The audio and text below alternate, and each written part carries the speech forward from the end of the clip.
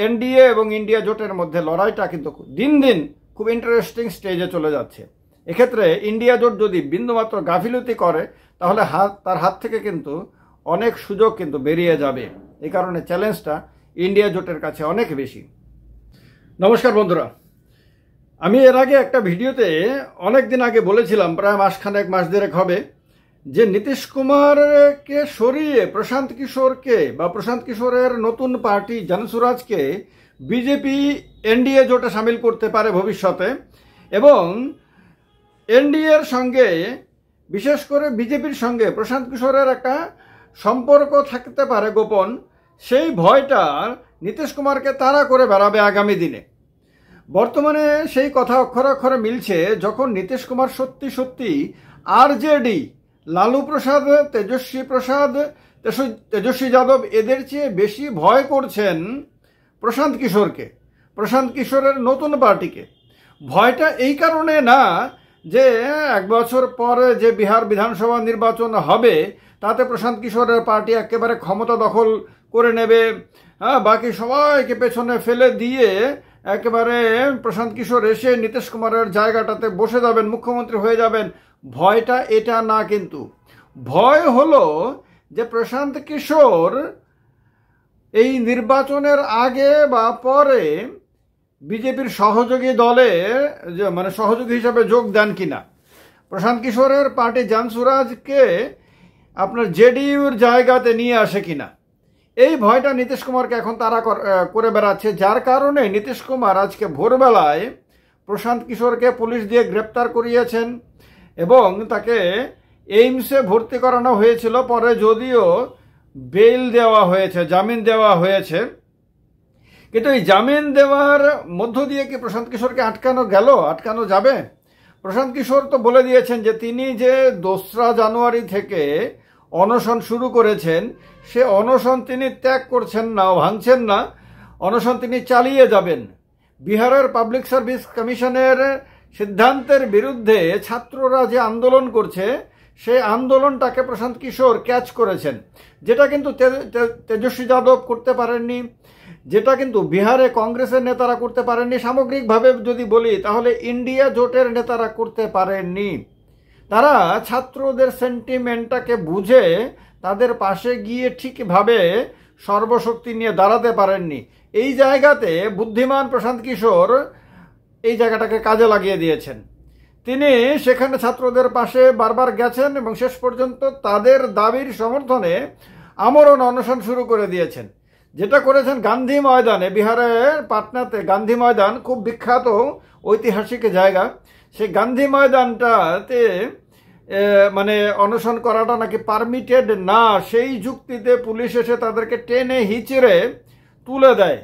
কিন্তু এর মধ্যে দেখা যায় ভিডিওতে যে একজন পুলিশ কর্মী থাপ্পড় যে দিচ্ছেন এইটা প্রশান্ত কিশোরের লোকরা বলছেন যে প্রশান্ত কিশোরের ওপরে দিয়েছেন, কিন্তু আবার অন্যরা বলছেন যে না, এটা প্রশান্ত কিশোরের ওপরে না, তাকে আটকানোর জন্য অন্য যে সহযোগী একজন গেছিলেন প্রশান্ত কিশোরের, তাকে দেওয়া হয়েছে।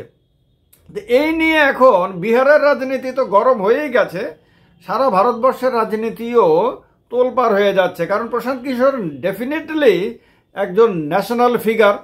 আইপ্যাকের প্রতিষ্ঠা করে তিনি অনেকগুলি নির্বাচনে বিভিন্ন বড় বড় নেতাদেরকে আপনার নির্বাচনী সাফল্য আনতে সাহায্য করেছেন, এবং সেটা দেশের প্রধানমন্ত্রী নরেন্দ্র মোদী থেকে শুরু করে পশ্চিমবঙ্গের মুখ্যমন্ত্রী মমতা বন্দ্যোপাধ্যায় পর্যন্ত, সেটা তামিলনাড়ুর ডিএমকে থেকে শুরু করে আপনার দিল্লির অরবিন্দ কেজরিওয়াল পর্যন্ত বিভিন্ন রাজ্যে বিভিন্ন নেতাদেরকে, কখনো পাঞ্জাবে কংগ্রেসের সরকার গঠনে সাহায্য করেছেন, কখনো তেলেঙ্গানাতে বিআরএসকে সাহায্য করেছেন, কখনো আপনার ওয়াইএসআর কংগ্রেসকে সাহায্য করেছেন, কখনো নীতিশ কুমারকে সাহায্য করেছেন। নীতিশ কুমারকেও আপনার নির্বাচনে জিততে এই প্রশান্ত কিশোরই সাহায্য করেছিলেন। এরপরে তাকে আবার নীতিশ কুমারের পার্টিতে ভাইস প্রেসিডেন্ট করা হয়েছিল, সহসভাপতি করা হয়েছিল।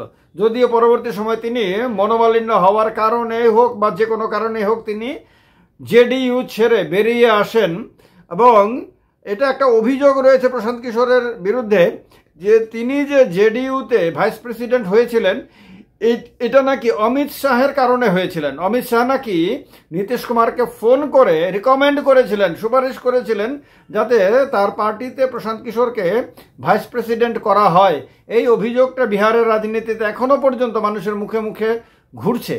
কিন্তু যখন প্রশান্ত কিশোর নতুন পার্টি বানানোর ঘোষণা দিয়েছিলেন এবং নতুন পার্টি বানানোর জন্য তিনি বিহারের অলিগলিতে ঘুরতে শুরু করেন, পদযাত্রায় আপনার সারা বিহার তোলপাড় করতে থাকেন, তখন নতুন করে একটা বিষয় সামনে আসে যে প্রশান্ত কিশোর কি বিজেপির বি টিম হয়ে কাজ করছেন? তাকে কি বিজেপি নতুন পার্টি তৈরি করার ক্ষেত্রে উৎসাহ দিয়েছে? তিনি কি বিজেপির ভবিষ্যৎ সহযোগী হিসেবে পরিশ্রম করছেন? অর্থাৎ নীতিশ কুমারের সঙ্গে বিজেপির সম্পর্ক যে ভালো না, এটা সারা দেশ খুব ভালো করে জানে। অতীতেও বিজেপির সঙ্গে একাধিকবার বন্ধুত্বও করেছে, বন্ধুত্ব ভেঙেওছে নীতিশ কুমারের পার্টি জেডিইউ। তো এখনও আবার কখন তিনি চলে যাবেন এনডিএ ছেড়ে, কখন তিনি আবার ইন্ডিয়া জোটে গিয়ে সেখানে মূল চেহারা হয়ে যাবেন, তা কেউ নিশ্চিতভাবে বলতে পারছে না। তার কোনো কথাকেই কেউ বিশ্বাস করে না। তো সেই অবস্থাতে আপনার বিজেপির কাছে একটা নতুন বিকল্প হতে পারে বলে মনে করা হচ্ছে যে জনসুরাজ এইবারে এই যে উপনির্বাচন হয়েছে বিহারে বিধানসভার উপনির্বাচনে কিন্তু এনডিএকে জিততে সাহায্য করেছেন, কিন্তু কারণ তার কারণে আপনার ইন্ডিয়া জোটের ভোটে ভাগ বসিয়েছেন তার পার্টি, এবং এতে অনেকটা সহজে এনডিএর প্রার্থীরা বিজয়ী হয়েছে। তো তার ফলে আরও বেশি করে তার বিরুদ্ধে অভিযোগ যে তিনি বিজেপির বি টিম হিসেবে কাজ করছেন এবং তিনি বিজেপিকে আগামী নির্বাচনে জিততে সাহায্য করবেন বা এনডিএকে সাহায্য করবেন। সেই ক্ষেত্রে অনেকে মনে করেন যে বিজেপিও প্রশান্ত কিশোরের পার্টিকে জেডিইউর সিটগুলোতে জিততে সাহায্য করতে পারে, যাতে প্রশান্ত কিশোর জেডিইউর ক্যান্ডিডেটদেরকে হারাবে এবং যদি সম্ভব হয় আরজেডির বা কংগ্রেসের বা বাম দলের ক্যান্ডিডেটদেরকেও হারাবেন, হারিয়ে একটা ভালো সংখ্যক আসন নিয়ে বিহার বিধানসভায় প্রবেশ করবেন।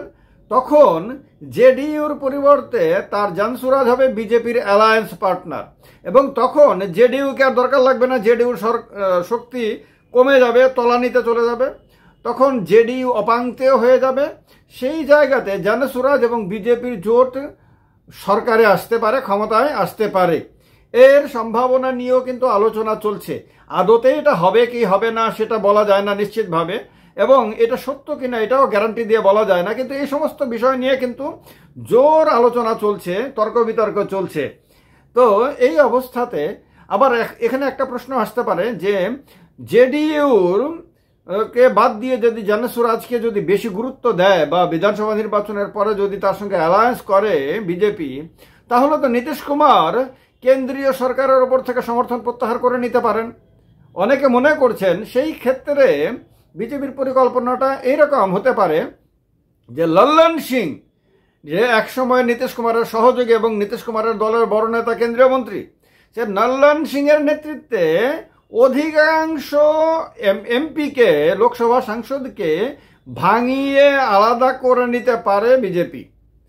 সেক্ষেত্রে নীতিশ কুমার অর্থহীন হয়ে যাবেন, তার কাছে আর কোনো ক্ষমতাই থাকবে না, এবং আপনার উদ্ধব ঠাকরের যে শিবসেনা ইউবিটির নেতা সঞ্জয় রাউত ইতিমধ্যে বলেওছেন যে নীতিশ কুমারের পার্টি থেকে 10 জন এমপিকে ভাঙিয়ে বিজেপি আলাদা করার চেষ্টা করছে এবং সেটা যে কোনো সময় করতে পারেন। সঞ্জয় রাউত আরও বলেছেন যে নীতিশ কুমার কোনোভাবেই বেশি দিন থাকবেন না এনডিএতে। জেডিইউ আর এনডিএ মানে বিজেপি সম্পর্ক ভালো না, তাদের মধ্যে বিভাজন হতে পারে এবং হবে, এটা তিনি মনে করছেন। কিন্তু এর চেয়েও বড় কথা হলো যে 10 জন এমপিকে ভাঙিয়ে আলাদা করার চেষ্টা বিজেপি শুরু করে দিয়েছে। তো এইটা আমার মনে হয় না যে আগামী বিহার বিধানসভা নির্বাচনের আগে এরকমটা কিছু হবে, কারণ এরকমটা করতে গেলে বিজেপির প্রবলেম হতে পারে যে লোকসভা নির্বাচনের পরে, বিধানসভা নির্বাচনের পরে বিজেপি এই পরিকল্পনা রূপায়ণ করতে পারে, যদি তা সম্ভব হয় আর কি। সেই ক্ষেত্রে প্রশান্ত কিশোর এর জনসুরাজ আর বিজেপি একটা ভবিষ্যৎ পার্টনারশিপের দিকে এগোচ্ছে, এইটা মনে করলে খুব সাংঘাতিক ভুল হয়ে যাবে। এটা বোধহয় ভাবা ঠিক না। অসম্ভব কিছু না, রাজনীতিতে অসম্ভব কিছু না। আর প্রশান্ত কিশোর নিজেও যেহেতু ভোট কুশলী হিসাবে, নির্বাচনী কুশলী হিসাবে কাজ করেছেন, তো এক্ষেত্রে তিনিও তো মাস্টারই, কারণ অনেক দলকে অনেক রকম পরামর্শ তিনি দিয়েছেন। আগামী দিনে তিনি সেই সমস্ত পরিকল্পনাগুলো তার নিজের দলের ক্ষেত্রে আপনার কাজে লাগান কিনা সেটা গ্যারান্টি দিয়ে এই মুহূর্তে বলা যায় না। তবে এটাও ঠিক যে প্রশান্ত কিশোরের দল যদি বেশি আসন পায় তাহলে কিন্তু প্রশান্ত কিশোর মুখ্যমন্ত্রিত্বের দাবি করতে পারেন, নীতিশ কুমারের জায়গাটা কিন্তু দাবি করতে পারেন। এটা হতে পারে তার ভেতরে ভেতরে মনে মনে একটা চ্যালেঞ্জও, কারণ নীতিশ কুমারকে তিনি সাহায্য করেছিলেন নির্বাচনে জিততে, তারপরে তার দলের ভাইস প্রেসিডেন্ট হয়েছিলেন, তারপরে দল ছেড়ে বেরিয়ে গেছিলেন, এখন তার জায়গাটাতে তিনি বসতে চাইতে পারেন। তো এই কারণে ভবিষ্যতে আবার এই ইস্যুতে আবার জান সুরাজের সঙ্গে বিজেপির সমস্যা হতে পারে। ফলে কোনো কিছু গ্যারান্টি দিয়ে মুহূর্তে বলা যায় না, সব সম্ভাবনার দরজায় খোলা দেখা যাচ্ছে। আপনাদের এই ব্যাপারে কোনো তথ্য যদি থাকে, যদি কোনো মতামত থাকে, তাহলে কমেন্ট বক্সটা আপনাদের জন্য, সেখানে আপনারা লিখে জানাতে পারেন। আর ভিডিওটা আপনাদের হাতে যদি ম্যাক্সিমাম শেয়ার হয় তাহলে চ্যানেলটা আরও বেশি মানুষের কাছে ছড়াবে এবং এই ধরনের আলোচনার সঙ্গে মানুষ যুক্ত হতে পারেন। এই কারণে শেষ করার আগে আরেকবার বলে দিই, এনডিএ এবং ইন্ডিয়া জোটের মধ্যে লড়াইটা কিন্তু দিন দিন খুব ইন্টারেস্টিং স্টেজে চলে যাচ্ছে। এক্ষেত্রে ইন্ডিয়া জোট যদি বিন্দুমাত্র গাফিলতি করে তাহলে তার হাত থেকে কিন্তু অনেক সুযোগ কিন্তু বেরিয়ে যাবে। এই কারণে চ্যালেঞ্জটা ইন্ডিয়া জোটের কাছে অনেক বেশি।